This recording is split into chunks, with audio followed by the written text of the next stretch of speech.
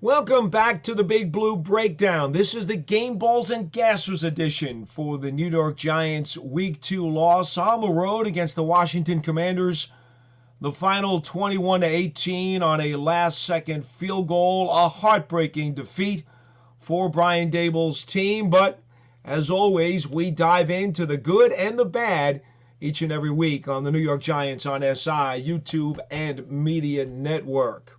All right, we start with our game balls, and this is one of those where you just had to recognize the good that happened in spite of the flip side, which we will talk about a little bit later on, because our game ball has to go to first-round draft pick, rookie wide receiver Malik Nabers.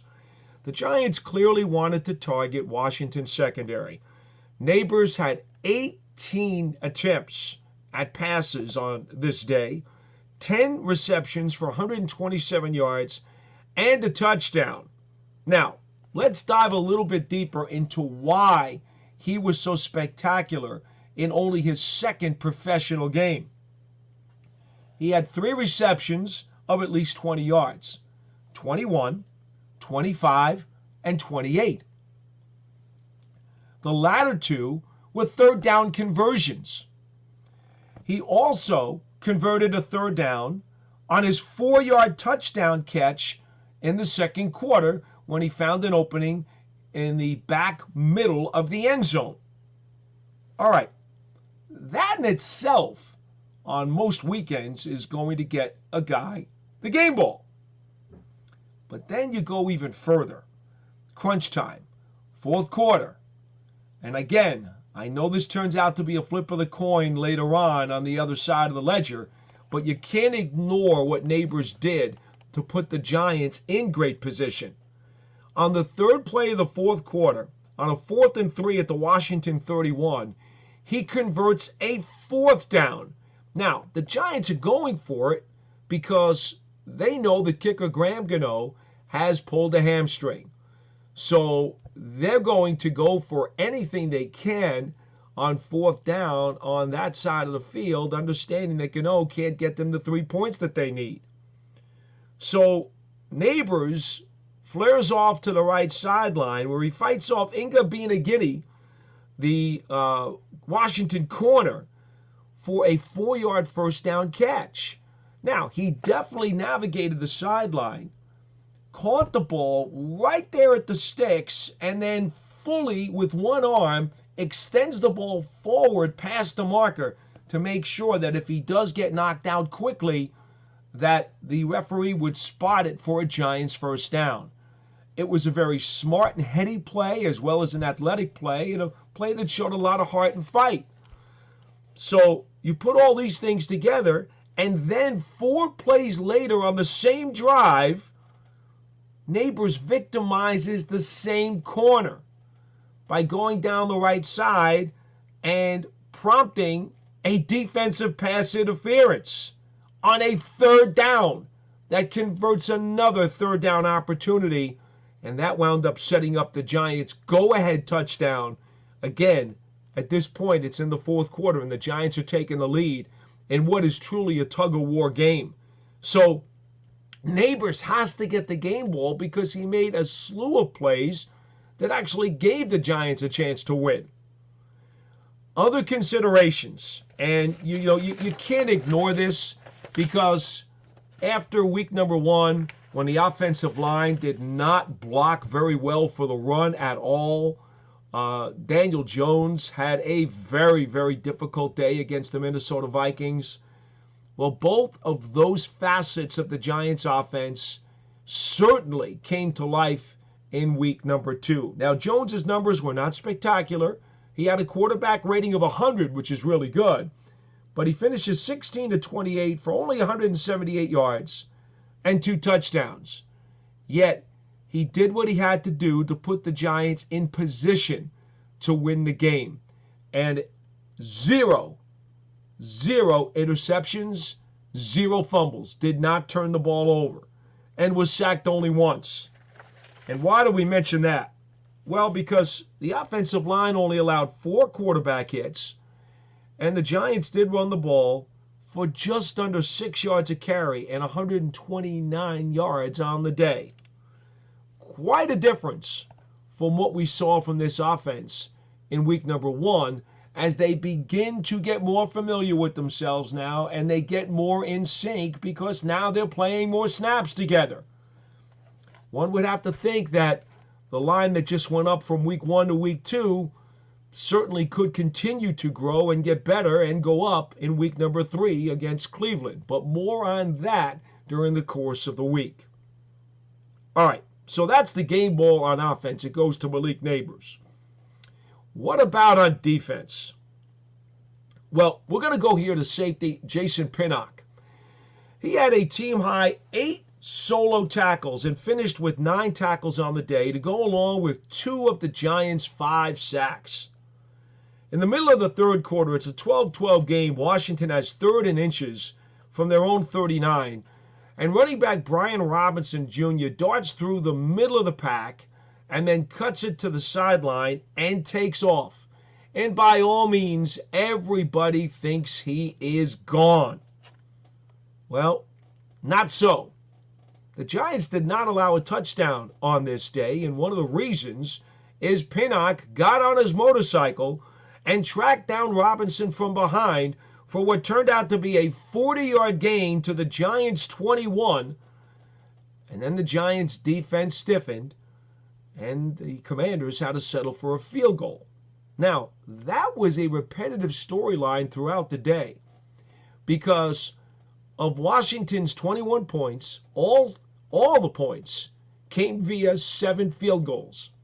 6 of those field goals came from either the Giants' 15-yard line or inside the 15. Think about that for a minute. Washington got to the 15 or better 6 times and had to settle for 6 field goals. They could not penetrate the Giants' goal line. In the second quarter, Pinnock had both of his sacks. Early on in the period, 3rd and 6 from the Giants' 20, he comes up with the trap, and the Commanders' field goal leaves the game tied at 6. Then later on, middle of the quarter, 1st and 10 from Washington's own 18, another sack for Pinnock. That wound up being a long field goal drive for the Commanders as they took a 9-6 lead. Okay, now we go to special teams. Who do we want to reward this week? Well, I thought it was pretty easy. There was only one guy that I could really think of as I tried to sift through the box score and the play-by-plays. Eric Gray, second-year running back, and we all remember that last year when he was on the returns, it did not go well. Well, the Giants are using Tracy and Gray, the two of their running backs in their 3-back stable, on kickoff returns right now. Gray had 5 kickoff returns for a 25.5-yard average. And in the middle of the fourth quarter, he gave the Giants some life. Washington had tied the game 18-18. And Gray came up with a nice 30-yard return on a kickoff that was to the Giants' 2. Washington was hoping to pin them back. They kicked the ball in the landing zone, and they're thinking now that they've got a chance to take the momentum, seize field position, and potentially win the game. And Gray takes that kickoff back 30 yards to the Giants' 32. Now you're going to say to yourself, okay, fine. If he had taken, if the ball had gone into the end zone, right, and become a touchback, it could have been at the 30. No, it was a good effort by Gray.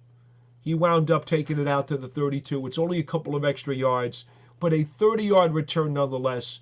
We're going to reward him and give him the special teams game ball. All right, that's it for the game balls in this game. We're going to come back in just a second and give you the gassers for the 3 units. That's coming up next on the Big Blue Breakdown.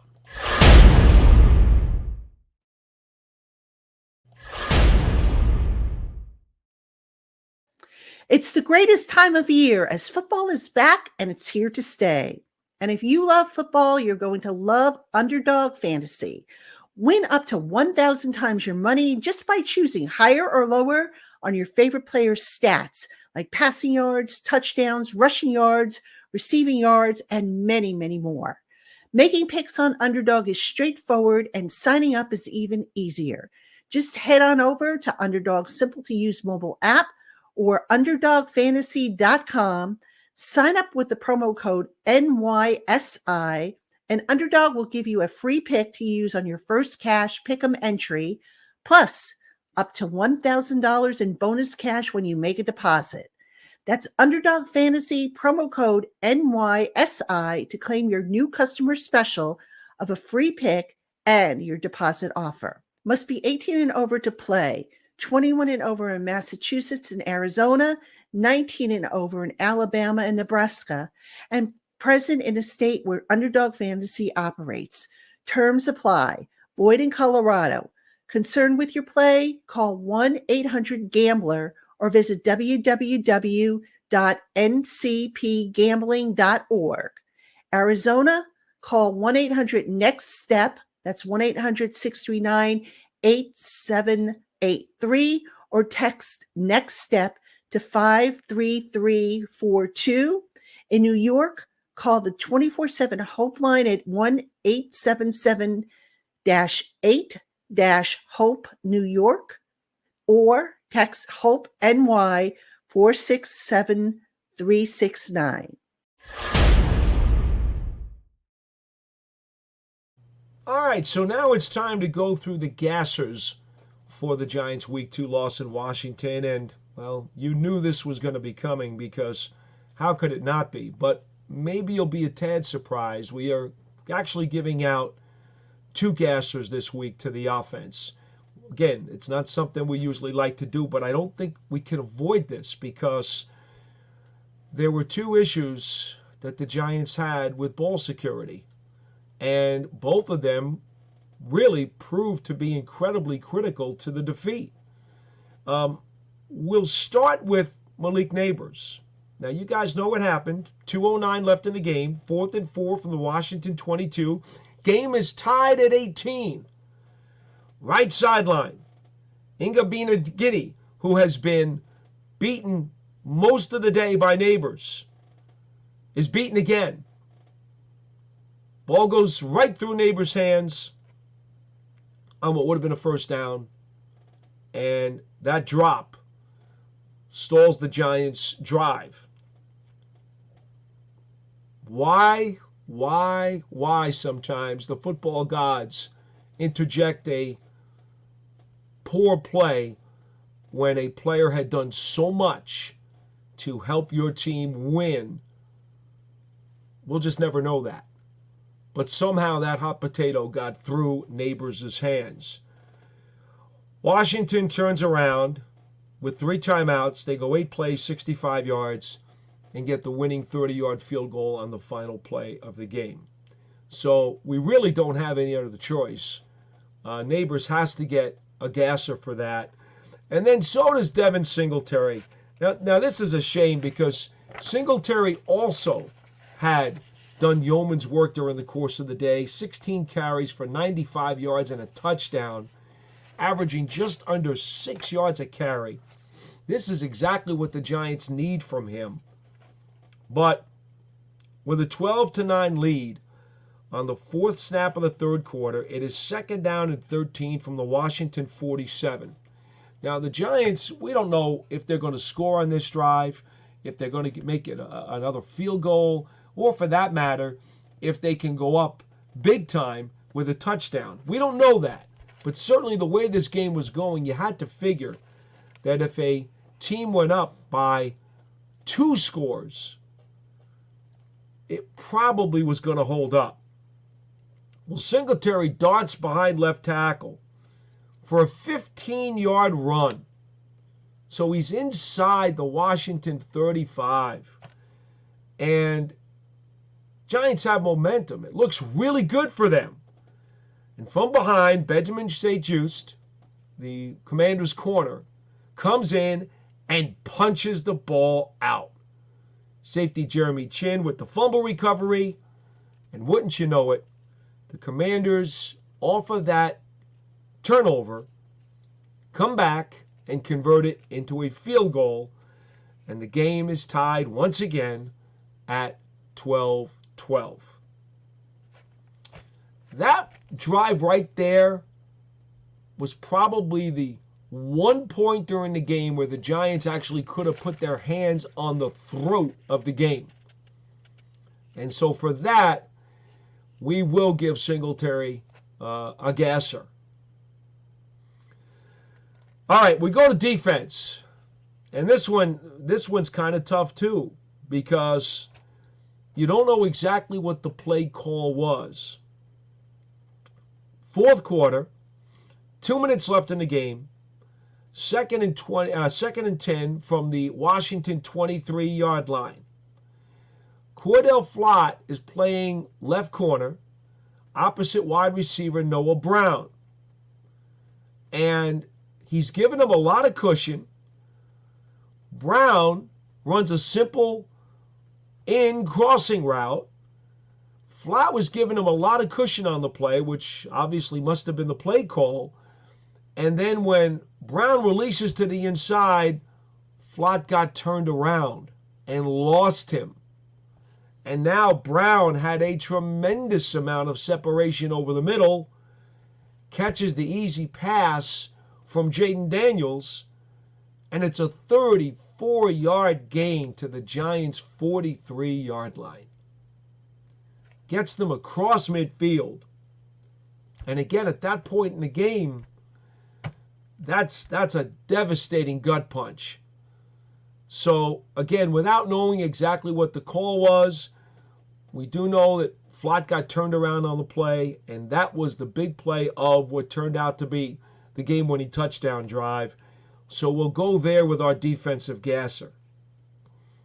Now, our special teams gasser. What can you say about this? This was just a long line of unfortunate events for the Giants. Graham Gano, on the opening kickoff, pulls his hamstring, trying to track down Austin Eckler, who goes all the way for a touchdown, but then it's called back anyway on a Washington penalty.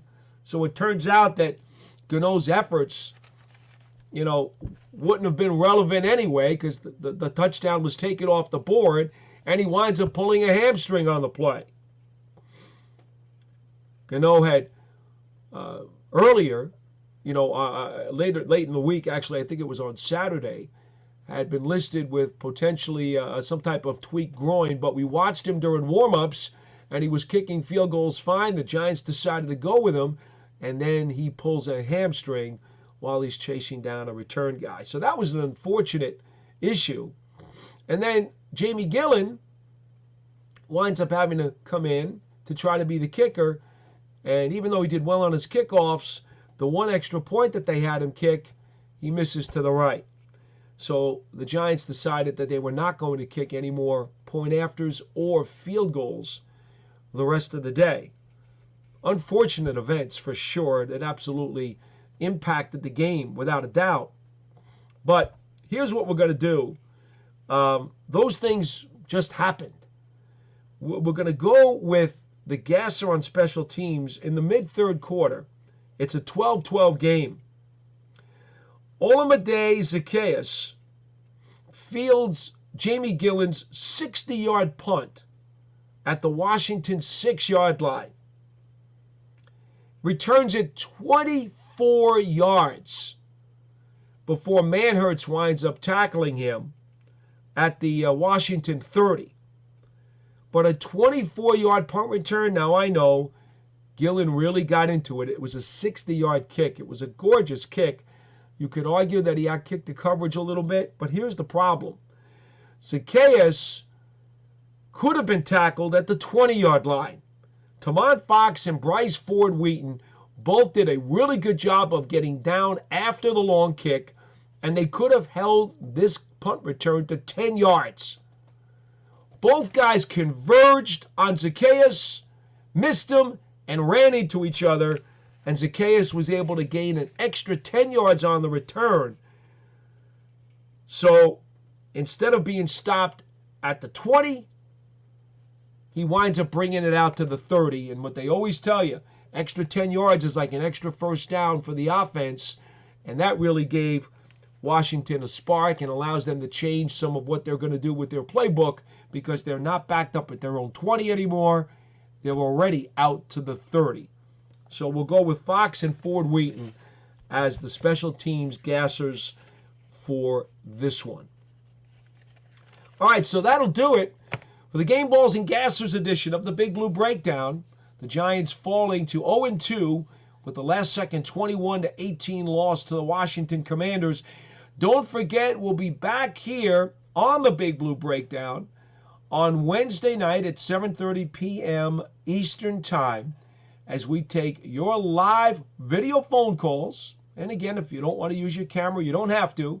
We could take your live phone calls as well as your live chats.